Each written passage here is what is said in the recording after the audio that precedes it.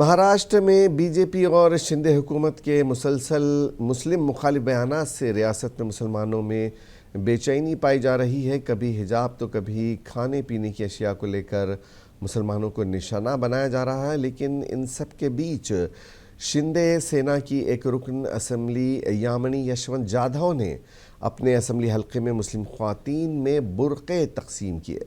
इस मौके पर यामिनी ने कहा कि हिजाब यानी बुर्का अगर ख्वातीन की पसंद है तो इसकी हौसला अफजाई वो कर रही है। पार्टी की पॉलिटिक्स अपनी जगह सही रही है, वो अपनी जगह रहने दीजिए, लेकिन आप एरिया में क्या चाहते हो, विकास चाहते हो, डेवलपमेंट चाहते हो। और यामिनी यशवंत जाधव इनके एंट्री के बाद में इनकी टीम के एंट्री के बाद में यहाँ पे बदलाव अगर आया है तो मेरे ख्याल से पार्टी से ऊपर उठना बहुत ज़रूरी। मेरा नज़रिया ये एक औरत की तरफ है, जो औरत मुझे लगता है कि सहूलियत औरत को देनी चाहिए कि वो हिजाब पहनना चाहती है कि नहीं चाहती है।